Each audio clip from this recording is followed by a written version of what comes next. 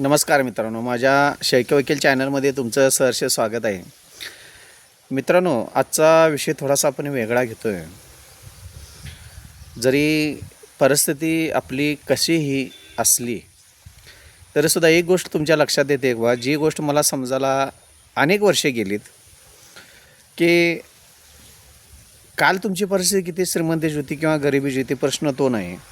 सकाळी उठायचं आहे, धावपळ करायचं आहे, कशीही परिस्थिती असू दे. मग तुमची चांगली परिस्थिती आहे का वाईट परिस्थिती आहे, आर्थिक परिस्थिती मजबूत आहे का नाही, पैसा जवळ आहे का नाही, माणसं जवळ आहेत का नाहीत, काय पण माणसं जवळ असली तरी पैसा जवळ असला तरी सकाळी उठावं लागतं, पळावं लागतं. मग कोणत्याही परिस्थितीत असू दे, तुम्ही सुखात असू दे, दुःखात असू दे, किंवा पैसा जवळ असू दे नसू देत, जवळची माणसं जवळ असू द्यात, एखाद्या माणसानं तुम्हाला त्रास दिलेला असेल किंवा समाजामध्ये जी काय आपण वावरत असतो, फिरत असतो, त्या माणसाने त्रास दिलेला असेल, किंवा तुम्ही सुखात असाल, एक गोष्ट तुमच्या लक्षात येते का बघा, काहीही कशीही जरी परिस्थिती जीवनामध्ये असेल तर सकाळी उठावं लागतं, पळावं लागतं, धडपडावं लागतं, चालत राहावं लागतं आणि थांबून एवढं चालत नाही. त्यामुळं जीवनामध्ये फार महत्त्वाची अशी गोष्ट आहे की तुम्हाला तुमचं काम हे करावंच लागत असतं.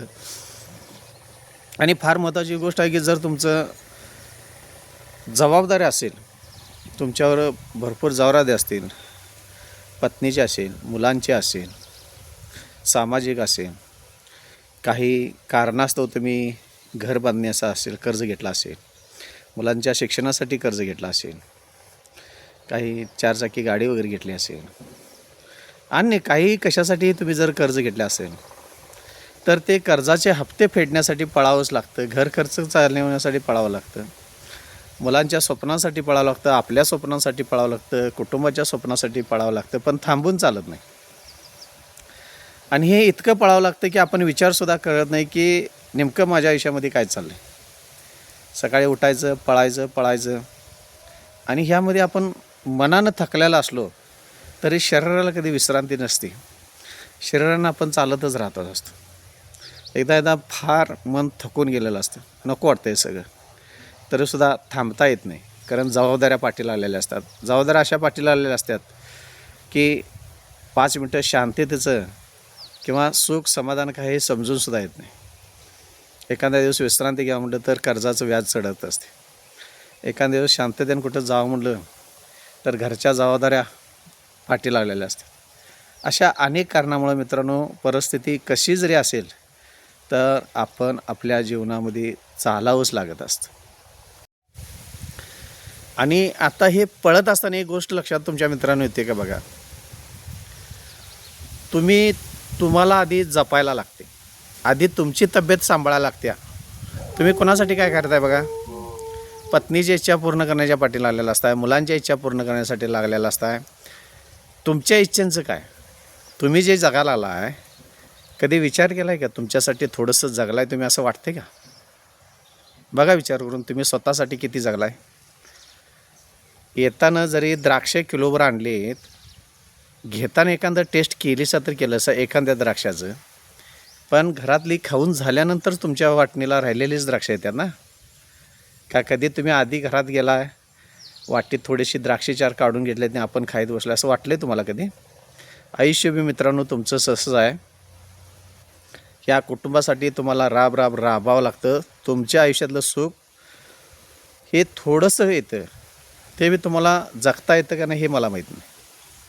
कारण आयुष्य हे स्वतःसाठी थोडं कसानं जगलं पाहिजे. तुम्ही जे राबताय ना, तुम्ही स्वतःची काळजी घेताय का बघा आधी.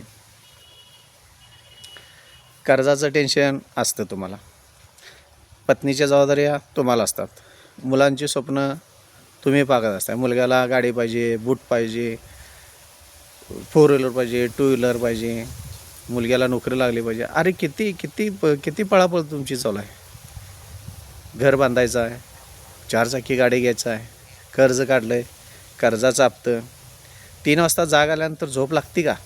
किती वाजता झोप लागते? सकाळी कुठं 5-5:30 वाजता ज्यावेळी उठायची टायमिंग होती त्यावेळी झोप लागलेली असते, आणि निम्मी जागेत मग जागा व्हायचं निम्म्या झोपेतून, आणि दिवस मग कंटाळा अंगामध्ये येतो का? रातभर झोप लागलेली नसते. कशामुळं? टेन्शन फॅमिलीचं, कर्जाचं टेन्शन. मित्रांनो, आधी तुम्ही तुमची तब्येत जपली पाहिजे.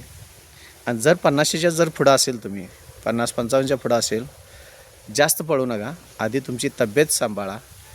जर तुमची तब्येत चांगली असेल तर तुम्ही पळणारा. जर तुमची तब्येत चांगली नसेल तर तुम्हाला सांभाळायला कोण येणार नाही. फॅमिली बी जास्त दिवस तुमच्याकडे बघणार नाही, थोडे दिवस बघणार. त्यानंतर म्हणणार हे दररोजचा घरात बसून आहे, ह्याला सांभाळायपेक्षा आम्ही काहीतरी कामाला जाऊया आणि आपल्या पोटापाण्याला मिळूया. त्यामुळं आधी तुमची तब्येत सांभाळा, त्यानंतर फॅमिलींची स्वप्न बघा. आधी तुम्ही व्यवस्थित राहणं गरजेचं आहे. शेवटच्या क्षणाबद्दल तुमची तब्येत व्यवस्थित राहणं गरजेचं आहे. आधी तुमच्या तब्येतीला सांभाळा आणि मग हे सगळ्या गोष्टी ह्या जो खटाटोप आहे संसारासाठी, जे टेन्शन आहे फार घेऊ नका. कारण काही मंडळींना BP चा त्रास, शुगरचा त्रास, विचार करण्याचा त्रास हे कमीत कमी करण्याचा प्रयत्न करा. आणि ह्यामध्ये फार महत्त्वाची गोष्ट कुठली असेल जीवनामध्ये तुमच्या, आधी तुमची तब्येत सांभाळा, त्यानंतर मग सगळ्या गोष्टी येतात. त्यानंतर पहिली गोष्ट तुमची तब्येत, दुसरी गोष्ट पैसा, तिसरी गोष्ट फॅमिली, चौथी मग ती गाडी, बंगला बिंगला XYZ का असेल ते तुम्ही कसं मार्ग नियोजन लावते तसं लावा. पण तुमची तब्येत चांगली असेल तर ह्या गोष्टी सगळ्या येतात, नाहीतर सगळं शून्य आहे. मित्रांनो, आपण काय करतो बघा, आपल्या कुटुंबाचं स्वप्न, आपल्या मुलांची स्वप्न, आपल्या मित्रांचं हे असं आहे ते तसं आहे, या स्वप्नांच्या सगळं पाठीमागे लागलेलं असतो आणि त्यांची स्वप्न पूर्ण करण्याचा प्रयत्न करत असतो. मुलांसाठी घरं नाहीत, घर जरा बांधावं लागते. मुलासाठी गाडी नाही, फॅमिलीसाठी हे नाही ते नाही. अरे बाबा, तू तुझ्यासाठी जगलास का थोडंफार तरी? तुला गाडी नाही, तू आता आयुष्यभर कष्ट केलंस ना. सायकलीवरनं मोटरसायकलीवर आलास, मोटरसायकलून गाडी घ्यायची स्वप्न असतील, घे ना. अरे तुझ्यासाठी थोडी घे, त्यातनं फिरून ये. फॅमिलीसाठी करायचं आहेच ना. तुझं स्वतःची स्वप्न कधी पूर्ण केल्यातस का तू? स्वप्न स्वतःची पूर्ण करत दुसऱ्याची स्वप्न पूर्ण करण्यात जी मजा आहे त्याला जगणं म्हणायचं. माझ्या स्वप्नांचं काहीच नाही. मी कधी विचार केला नाही आयुष्यात माझ्या. मी कोणासाठी जगायला लागलो आहे? पत्नीसाठी, मुलांच्यासाठी आणि समाजाला एक तमाशा दावायचा नाही, माझ्याकडे एवढा आहे तेवढा आहे. पण त्याचा उपभोग कधी घेतला आहे का तू बाबा?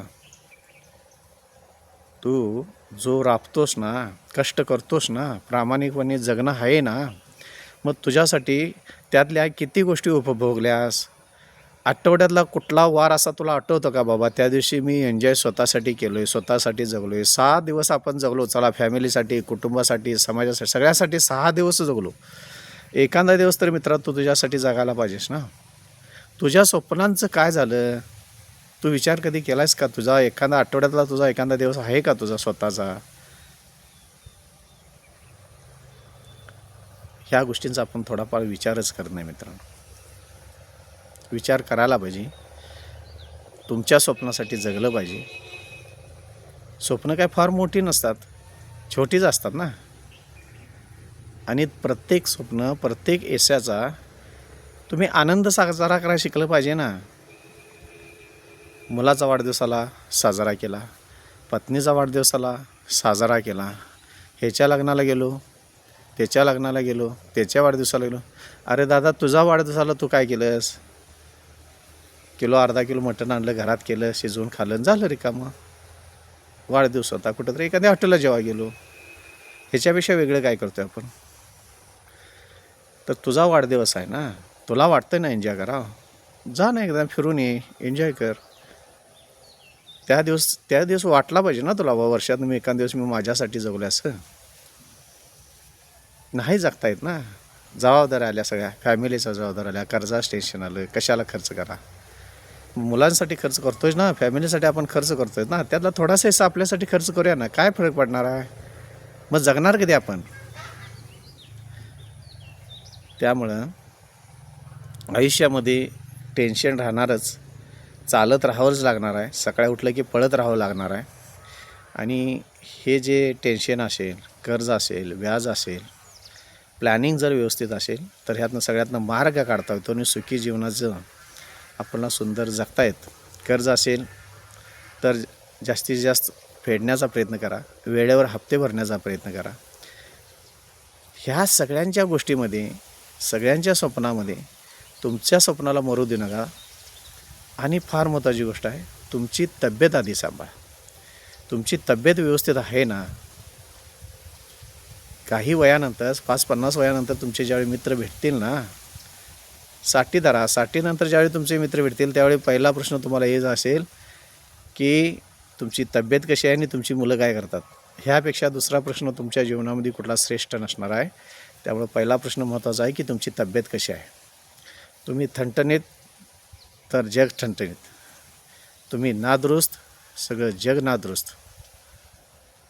विचार करण्यासारखी मित्रांनो गोष्ट आहे. धन्यवाद.